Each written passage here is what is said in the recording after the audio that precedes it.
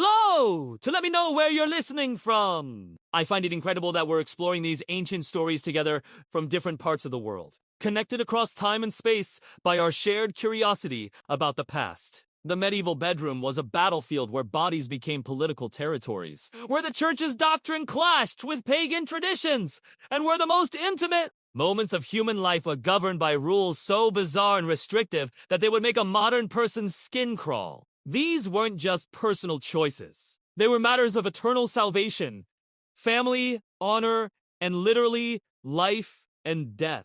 Let me take you back to Margot's world, where the concept of marital rape didn't exist because wives were property, where menstrual blood was considered so dangerous it could kill crops, and where the wrong sexual position could damn your soul to hell for eternity. In medieval Europe, the marriage bed was never truly private. The community, the church, and ancient superstitions all had a stake in what happened between husband and wife. Margot married Henrik in that autumn of 1347 AD. Their union wasn't celebrated with champagne and dancing. It was a business transaction sealed with bodily fluids, witnessed by neighbors who had every right to demand proof of consummation. The wedding night ritual began long before the couple touched. First came the bedding ceremony, where the wedding guests would literally drag the bride and groom to their chamber, undress them while singing bawdy songs, and then stand outside the door, listening for the sounds that would confirm the marriage was legally binding. Henrik's friends wouldn't leave until they heard Margot's cries of pain, proof that her hymen had been broken and the marriage consummated. But here's where medieval intimacy gets truly bizarre. The church taught that even married couples could commit mortal sins in their own beds. St. Jerome, writing in the 4th century, had declared that a man who loves his wife too ardently is an adulterer. The church fathers believed that excessive pleasure, even within marriage, was a corruption of the soul. This wasn't merely theological theory. It shaped every aspect of medieval sexual practice. Thomas Aquinas, the great medieval theologian, laid out explicit rules for married couples in his Summa Theologica around 1265 AD. Sexual intercourse was only acceptable on certain days of the week, during certain seasons, and in one specific position: man on top, woman beneath, face to face. Any deviation was considered against nature and therefore sinful. Oral sex was forbidden entirely, as was sex during menstruation, pregnancy, or while breastfeeding. The church calculated that if all these rules were followed, married couples would only be able to have sex about 50 days per year. Margot would have learned these rules from her mother, who learned them from the village priest during confession. The weight of eternal damnation hung over every intimate. When Henrik reached for her on a forbidden Wednesday during Lent, she faced an impossible choice: submit to her husband's will and risk her soul, or refuse and face his wrath in a world where domestic violence was not only legal but expected. The Middle Ages were ruled not by science, but by fear, rumor, and half-understood medicine. And nowhere was this more dangerous than in the way people thought about the human body. To the medieval mind, a woman was not equal to a man.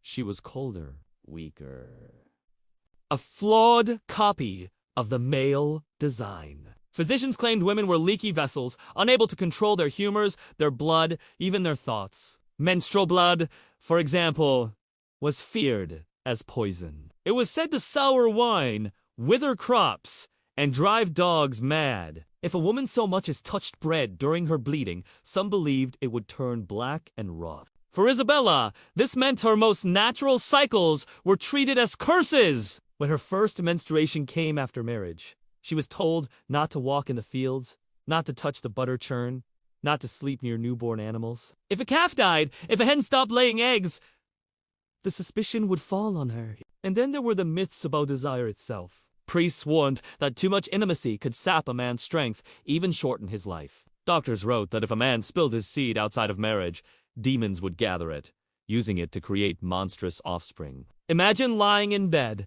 hearing those whispers. Every touch could be a sign. Every embrace could invite demons into your home. But perhaps the most terrifying belief of all was that women's bodies were designed to tempt men. If a man sinned, it was because a woman's nature lured him into darkness. And for Isabella, That meant no matter what happened, she would always be the guilty one. But guilt was only the beginning, because in the medieval world, a woman's purity wasn't just about faith. It was currency. And the price of virginity could decide whether a family ate or starved. In Isabella's world, a woman's worth was not measured in kindness or skill or strength. It was measured in purity. Virginity was currency. A family's entire future could rise or fall depending on whether their daughter was untouched. Her body was a contract, her wedding bed a marketplace. Dowries made this exchange brutally clear. A girl brought cattle, coin, or land to her marriage.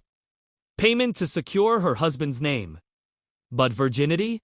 That was the invisible dowry. If it was lost, everything else collapsed. And so, families went to disturbing lengths to prove purity. On the wedding night, women were expected to bleed, a sign of innocence. If they didn't, rumors began. Some brides resorted to tricks, smearing animal blood on the sheets, or using herbal concoctions to tighten their bodies before the ceremony. Because failure wasn't just shame. It could mean annulment, abandonment, or worse, being branded a whore. For Isabella, this truth cut deep. She remembered her own wedding morning, her mother whispering desperate advice. Make sure the blood is seen, no matter what. Because in her village, no proof meant no honor. And without honor, there was no survival. But virginity wasn't only about a bride. It was about power. Noblemen used chastity as a weapon to control their daughters, to trade them for alliances. A girl's body could secure land, armies, wealth, and peasants. They had no armies to offer, no castles to trade. Their daughters' only value was their reputation. For Isabella, the pressure was suffocating, even after marriage. Whispers followed her. Was she pure enough? Faithful enough? Did her body still belong to Gador, only to her husband? But purity was only one side of the coin. Because when that fragile illusion shattered, when force replaced choice, the law had nothing to offer women like Isabella. In fact, it turned against them. In the medieval world, the word consent barely existed. For women, a wife's body was not her own. It belonged to her husband, in the eyes of both law and God. If Isabella resisted, if she begged for rest or turned her face away, it didn't matter. The church taught that a woman must never deny her husband his marital rights. Refusal itself could be seen as sin. Marital rape, though, we call it by that name today, was invisible in her world. It wasn't a crime. It wasn't even discussed. Because to the law, a wife's consent had already been given at the altar. And when violence spilled beyond marriage, justice was no safer. Rape was not considered a crime against a woman. It was a crime against the man who owned her. A father, a husband, a guardian. If a peasant girl like Isabella was assaulted, the courts would ask, whose property was damaged? Not what was taken from her. Punishments were brutally unequal. If the victim was noble, her attacker might face fines, mutilation, even death. But if she was a peasant, the case could vanish. Sometimes, if the attacker offered marriage to his victim, the crime was erased. Her pain became his contract. And worse, still if she was found pregnant, suspicion turned toward her. The courts argued. If the woman conceived, she must have consented. After all, they believed pleasure was required for conception, so a pregnant victim was, in the law's eyes, no victim at all. For Isabella, this meant silence. Even if she were beaten, even if her body was scarred, who would listen? A priest might tell her to pray. A neighbor might whisper that she provoked it. A court would demand her father's word, not hers. In every direction, the message was the same. Her body was not hers. It was property. It was proof. It was a vessel. But it was never, ever her own. But while some women were trapped in silence, others lived in a different kind of prison. One sanctioned by kings and bishops. A world where intimacy was bought and sold, and where sin became a business. Not every woman in the Middle Ages entered marriage like Isabella. Some lived in a shadow world, one both condemned and controlled. The world of prostitution. By the 13th century, kings and bishops had realized something. They could not stop men from seeking women outside marriage. So instead of eradicating sin, they organized it. Brothels were built not in secret, but under license. In Paris, in London, in Cologne, entire districts were set aside for sex. The church condemned these women as sinners yet tolerated their existence as a necessary evil. But make no mistake, this was not freedom. Sex workers were marked, forced to wear distinctive clothing, red hoods, striped cloaks, so everyone knew who they were. They were excluded from markets, barred from handling food, forbidden from church. Their bodies were desired, but their souls were damned.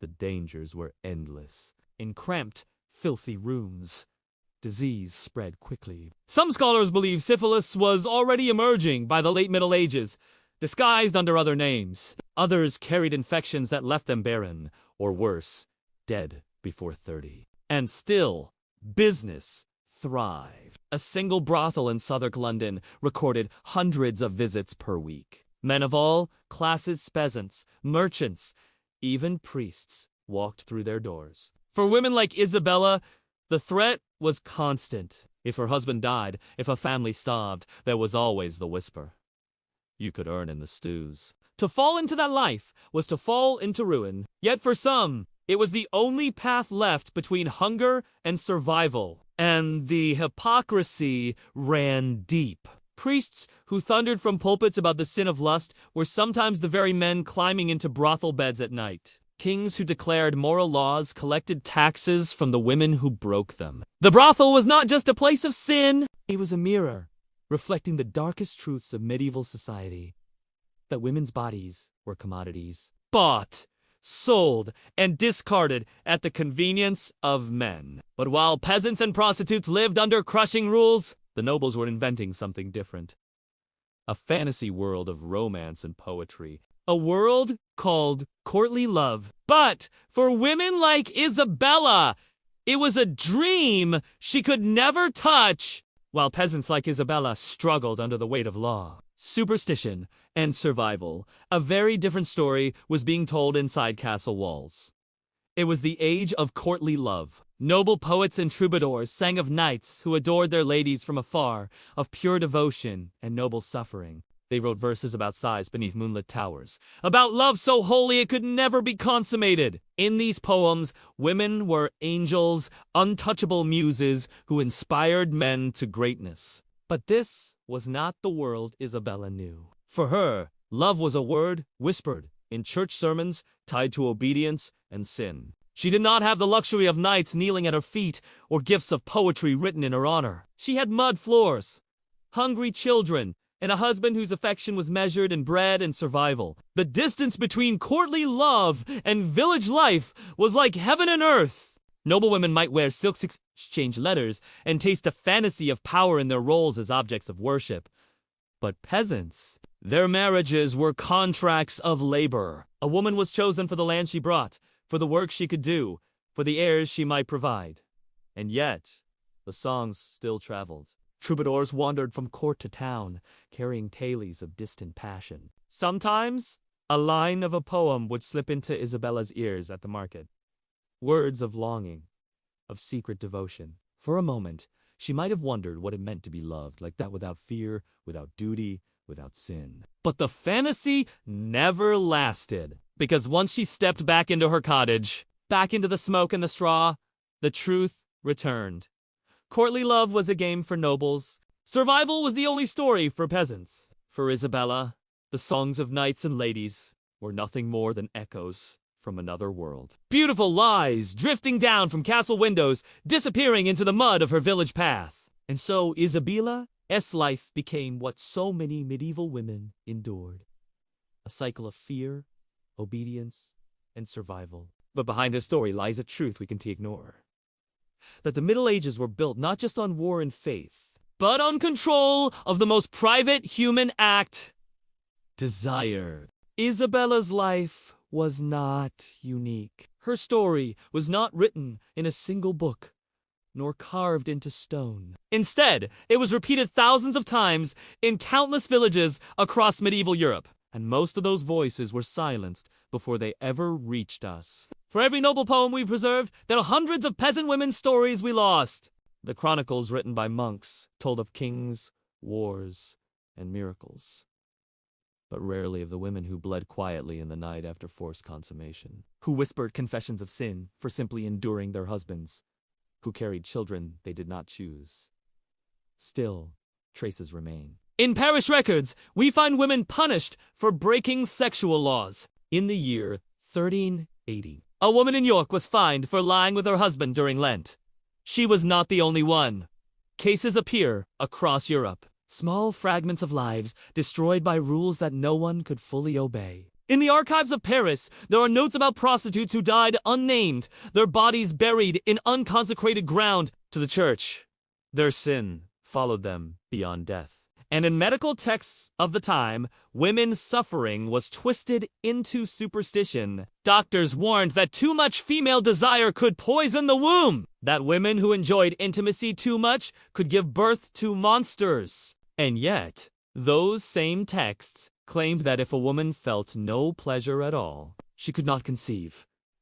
A cruel contradiction that left women like Isabella trapped between fear of hell and fear of infertility. Every rule, every superstition, every whispered warning served one purpose: to control desire, not just to guide morality, but to hold power over the most intimate part of human life. And for Isabella, the price of that control was silence. When she grew older, when her body weakened from childbirth and work, she was not remembered as a lover or as a woman of dreams. She was remembered only as a wife, as a mother, as labor for the land. Her inner world, her fears, her secret wishes, her stolen moments of hope vanished into the mud with her. But her silence speaks volumes. Because when we look at the Middle Ages through Isabella's eyes, we strip away the romantic myths of knights and castles. We see the darker truth.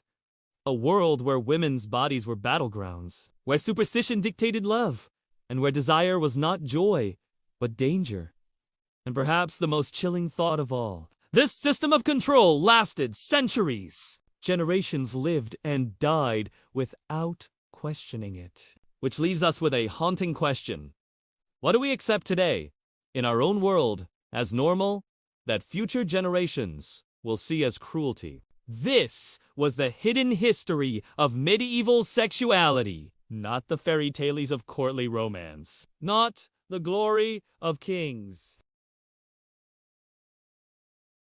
And if this story unsettled you, good, because history is not meant to comfort us. It is meant to reveal what we would rather forget. Next time, we'll step even deeper into the shadows of the Middle Ages, into the world of witch trials, forbidden medicine, and the women who were branded as servants of the devil. Subscribe now, because, trust me, you don't want to miss it.